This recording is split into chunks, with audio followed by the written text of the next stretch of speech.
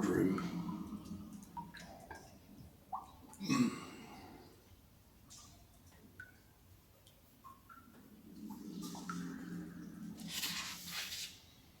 Oh yeah, we went into a room and there was somebody in it. Seated around the table are two small creatures with warty skin.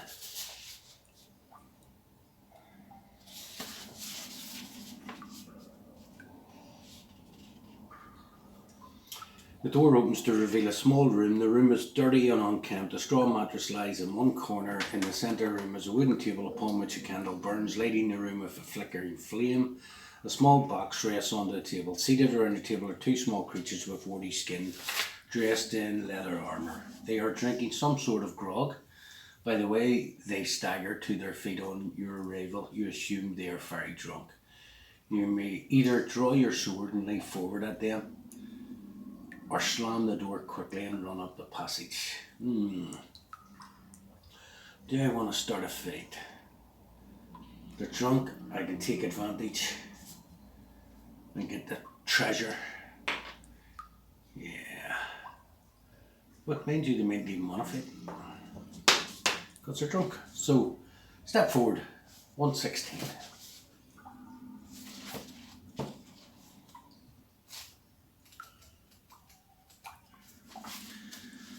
The two drunken orcs you now face are obviously startled at your entrance, and as quickly as they are able, they fumble around for their weapons. You must attack each one in turn. Their drunkenness allows you to add 1 point to your dice roll when rolling to work out your attack strength during each attack.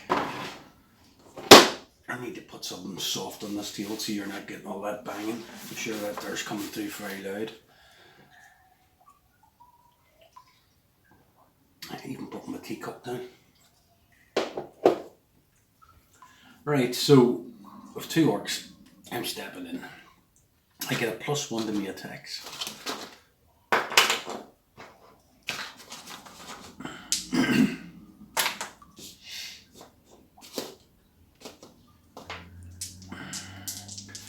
So scale of 5, stamina 5 and 4. So he's the one where 5, he's the one where 4.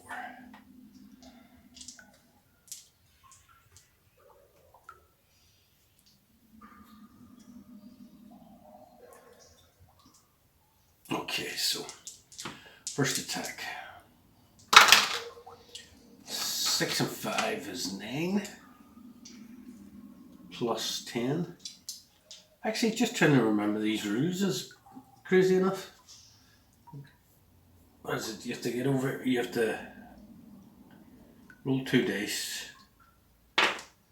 Add your skill, is it? Now I'm going to have to double check.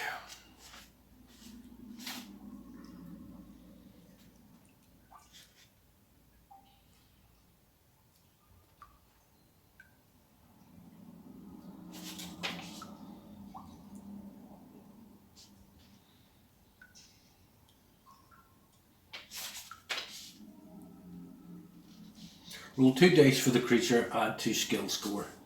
The total is their attack strength. Roll 2 dice for yourself, add them to your skill score. Right, so yeah, I'm right. So 19, they're not beating 19. If a skill score 5, so 12 on 2 dice gives them 12 plus 5, 17, so they wouldn't have beat it anyway. So automatically taking it off the one where 5, down to 3.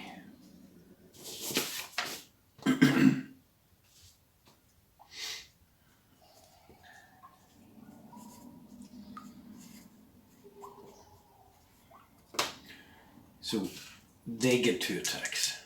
First one, a 5 and 2 is 7 plus 5 is 12.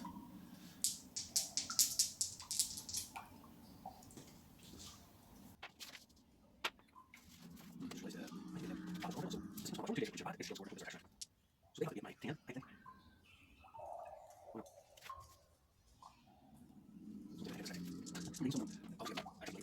So attack. Virus. Also, so first is 7 plus 5. Right, so I guess plus. So it is my skill score. Which 10. So that's it. So they do harmony damage. So do that. So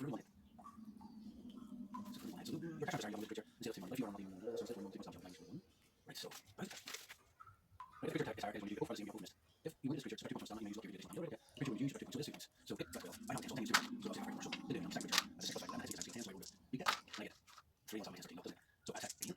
I get 10 plus 4, 14, instead of 10. First guy gets 8 plus 5. Let's go. 14. Second, yes. 8 plus 14. So if it's the same or below, it does no damage. I should play these all in one go instead of every few days, because you forget and then you have to go relearn it, and then the person on the other end of the camera has to relearn it with you. I can just keep going. So I'm attacking this one again. That's 13. It needs to beat my score to save himself. It gets me to it. 7 plus 5, 12. Nope. Loses 2, he's down to 1. I'm going to spend a luck point and take that last one off him and kill him.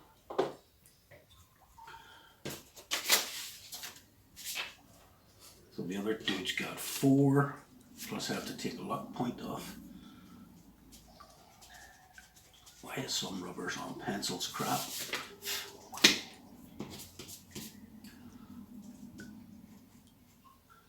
Right, so he gets to attack me. He gets 5, 6 plus 5 is 11. I need to defeat that. I get 2 6s, well beat. I attack him. Get a 6 and a 4. 10 plus 10, 20. He cannot get 20, so it's a hit. Down to 2. He attacks me. 4 plus 5, 9. Not enough for my skill score. Doesn't go through my armor. I attack him. 8 plus 10, 18. He defends. Gets 5, 11, 16. Nope. He dead.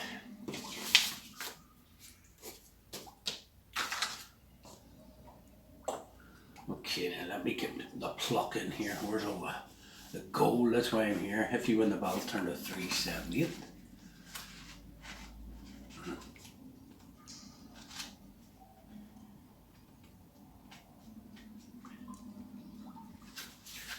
You wipe your bloodied sword on the mattress. The green blood leaves a slimy stain on the straw. Stepping over the bodies towards the table, you flinch at the foul stench of the creatures. You pick up the box from under the table and examine it.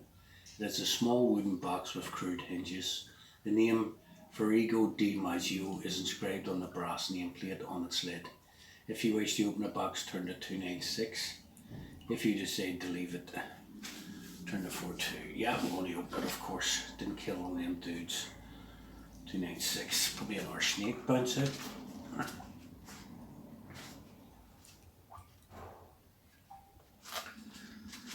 296. The box contains a small leather-bound book entitled The Making of the Casting of Dragonfire. You open the pages and begin to read. Fortunately, it is written in your own language, and so was probably not understood by the orcs. Otherwise, this treasure would certainly not be loosely guarded as it was.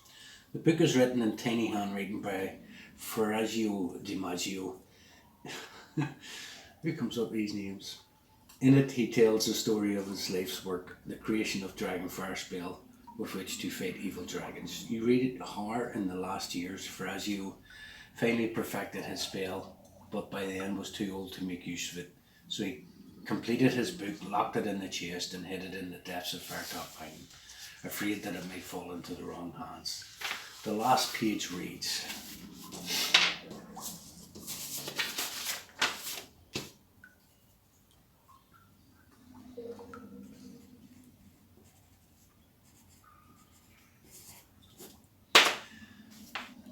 "And so, you who now hold this book, you have my life's work in your hands. The power of destruction is yours if you wish it, but do not waste it. Unless you use this spell for the purpose for which it was intended, you shall be consumed by evil itself and die by the fire from your own hands. Remember, only when the dragon breathes its fire into you should you raise your arms and say, Ikel Irif, Ikam Irif, Irif Irif Di Maggio."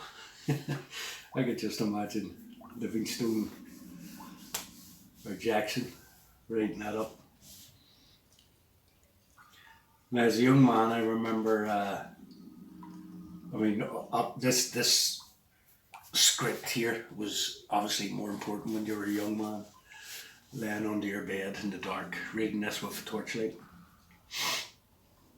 You say the words slowly and softly. Suddenly, the pages seem to glow, as this glow disappears. So do the words on the pages of the book. You repeat the spell to yourself to memorize it and leave the room. Turn to page 42.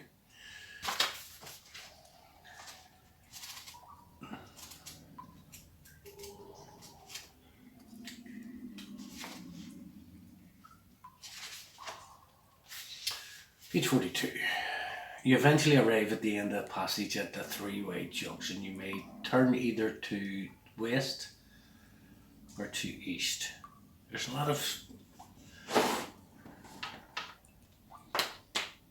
junctions here, so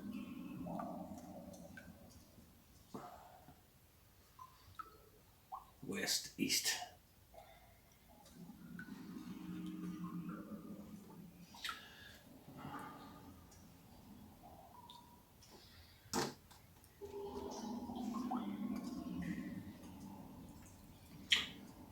I turned west the last time, so yeah, I think I should go east. Yeah, that's 113.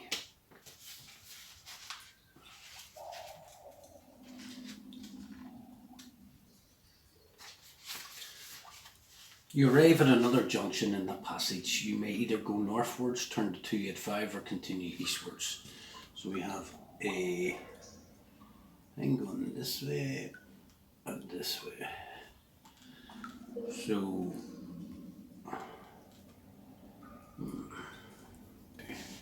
you eventually arrive at the end of a passage at a three-way junction. You may turn either to the west, turn to 2, yeah, so 113. I was writing, I was doubting myself. So you arrive at another junction in the passage. You may either go northwards or continue eastwards. I'm going to continue eastwards.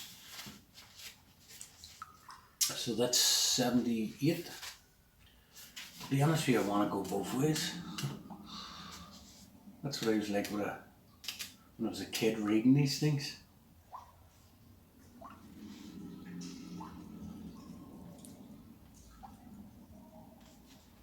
Okay, so 78.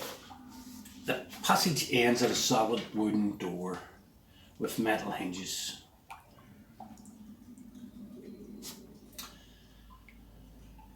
Listening at the door, you hear strange mutterings and the clatter of what could be pots and pans. Whatever is in there, there are several of them. Do you want to go through the door, turn to 159, or turn back?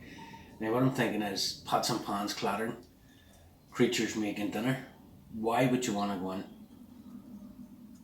But there's a part of me going, I want to know what's through that door. And then curiosity killed the cat. So, nope.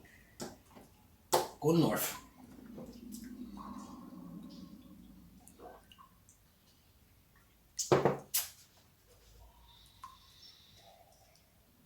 Yeah, turn back 237.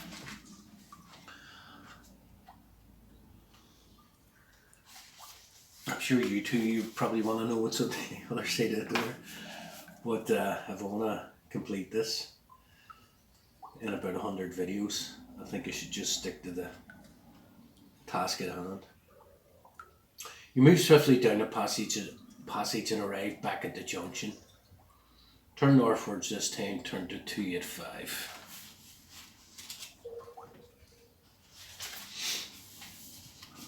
You see a well-used door on the right-hand east side of the passageway. So,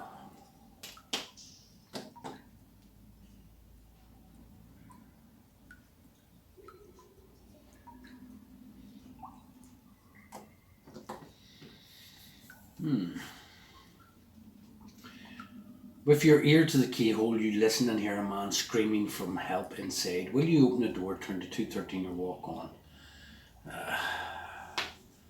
I need to answer the man's scream for help. It's probably going to be cooked. It's probably a canteen, and in here, this is where the man is being cooked for the canteen. Here we go. Turn to page 213. You are deserved.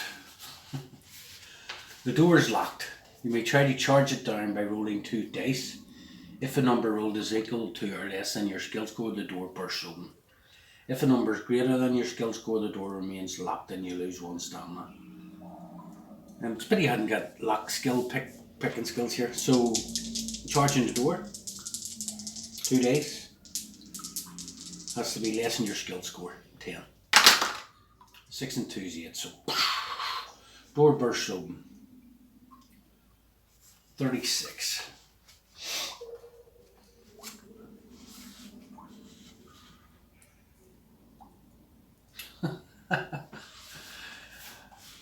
The locked door bursts open and a nauseating stench hits your nostrils. Inside the room, the floor is covered with bones, rotting vegetation and slime. A wild-haired old man, clothed in rags, rushes at you screaming.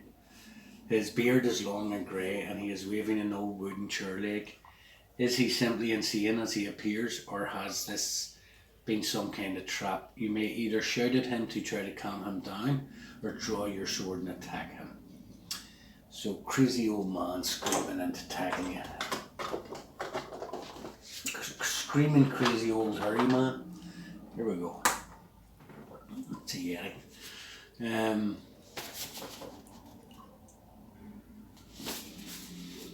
Okay, so try to calm him down. 260.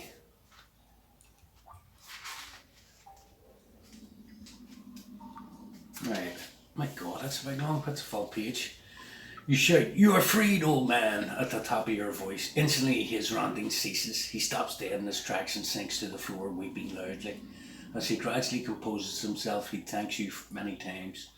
You talk with him in the hope of discovering some of the secrets of the mountain, and he begins to tell his story. Many years ago, he was an adventurer like you in search of the Warlock's treasure. He was captured by orcs and thrown into a solitary cell as a sort of pet for the creatures. You ask whether he would like to accompany you into the mountain, but he simply wants to leave and see the world again. You ask him for advice, but he says he knows little. He advises you to pay your respects to the boatman. He tells you that you must pull the right-hand lever on the wall ahead to open the iron gate at the end of the passage. He has also learned that the keys to the boathouse are guarded by a man and his dog. You shake hands, leave the room and go your separate ways. Add 1 luck point. Next one. So back up to 8. I have to remember the right hand lever and respect for the boatman. It's obviously giving money. It'll be based on the river Styx. A coin for your travel. Okay, so 314. Might leave it here, but we'll see what's beyond this. So 314. Further up a passage, you see a door to the east wall. Yeah.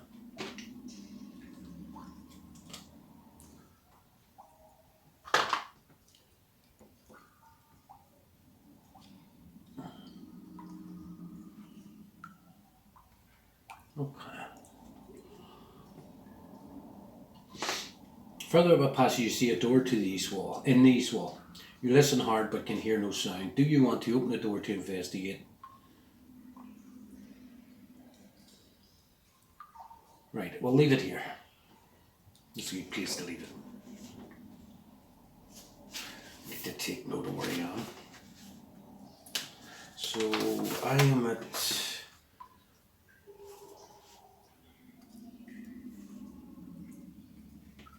Huh? 314 page. It's not page 314. It is turn 314. Okay, thanks for watching, and I'll try and cut these videos down and get rid of my rambling so you can follow the story as it goes along.